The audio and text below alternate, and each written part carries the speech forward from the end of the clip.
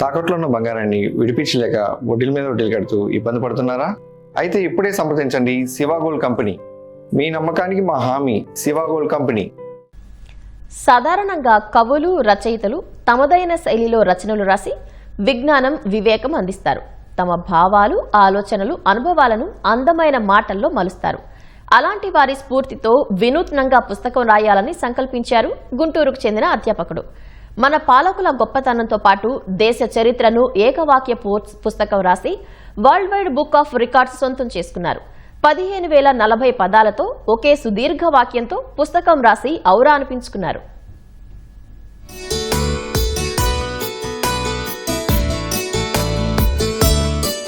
తన మదిలోని ఆలోచనలకు అక్షర రూపం ఇస్తున్న ఈయన పేరు నిమ్మగడ్డ డానియల్ జాన్ బాబు. గుంటూరు జిల్లా తెనాలికి చెందిన ఆంగ్ల రాజనీతి శాస్త్ర అధ్యాపకులు. అందరిలా కాకుండా భిన్నంగా ఆలోచించే జాన్ బాబు అరుదైన ప్రయోగం చేశారు. 15,040 పదాలతో ఒకే సుదీర్ఘ వాక్యంతో పుస్తకం రాశారు. నమో భారత్, నమో నరేంద్ర మోదీ పేరుతో 40 పేజీల పుస్తకాన్ని ఏకవాక్యంతో పూర్తి చేసి ప్రశంసలందుకున్నారు. అతిపెద్ద వాక్యం రాసిన రచయితగా ప్రపంచ రికార్డు నమోదు చేశారు.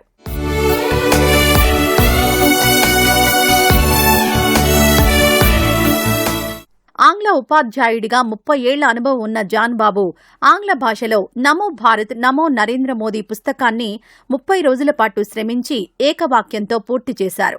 దీంతో world wide book of records నమోదు చేసిన ప్రపంచ రికార్డులో స్థానం దక్కించుకున్నారు.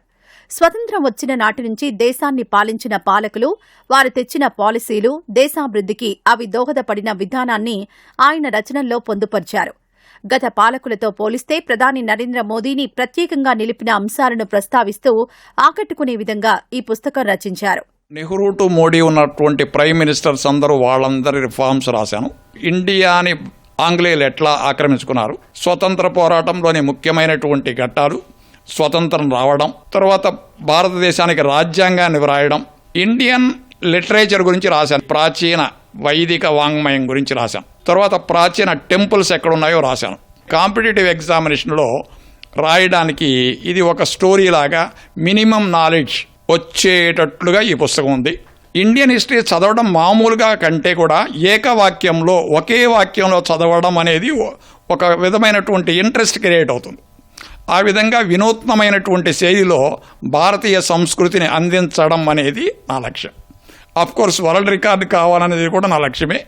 ఈ రెండింటినీ కలిపితే ఈ పుస్తకం తయారైందండి. ప్రపంచంలో భారతదేశ గొప్పతనం, స్వరాజ్య పోరాటం నుంచి అనేక అంశాలను ప్రస్తావించి పోటీ పరీక్షలు రాసే విద్యార్థులకు అర్థమయ్యేలా రచనలు చేశారు.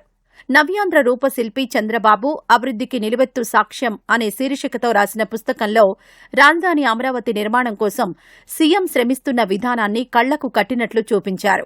చంద్రబాబును అభినవ విశ్వకర్మగా పేర్కొంటూ అమరావతి ప్రత్యేకతలు పుస్తకంలో పొందుపరిచారు.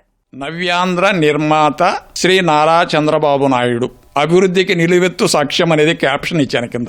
అబ్రహాం లింకన్ నిర్వచనంలో 3 అంశాలుంటే 4వ అంశం కలిపాడు, ప్రజల వద్దకు అనేది కలిపాడు. అందుకే ఈయన నేను ప్రముఖులలో ప్రముఖుడు అన్నాను. అమరావతి అనేది ఒక కళ, ఒక నిజం. ఆ ఇంద్రలోకంలో ఉన్నటువంటి అమరావతి లాంటిది అమరావతిని ఇక్కడ నిలుస్తున్నారు కాబట్టి అపర విశ్వకర్మ. బుక్స్ రాయటం అనేది నేను చాలా సంతోషపడ్డాను. మరి అన్ని విధాలుగా మరి ప్రతి వాళ్ళు కూడా ఆ బుక్ చూసి మంచి నేర్చుకుని మరి ఇంకా ఆయన ఎంకరేజ్ చేస్తాను నేను కూడాను. ఈ విధమైనటువంటి మరి అవార్డు వచ్చిందంటే చాలా హ్యాపీగా ఫీల్ అయ్యాం మా పిల్లలు, మేమందరం కూడా. తండ్రి నుంచి నేర్చుకున్న అంశాల ఆధారంగా రచనలు చేస్తున్నారని జాన్ బాబు చెబుతున్నారు. జాన్ బాబు రచనలు నలుగురికి ఉపయోగపడటంతో పాటు ప్రపంచ రికార్డు సాధించడంపై ఆయన కుటుంబ సభ్యులు ఆనందం వ్యక్తం చేస్తున్నారు.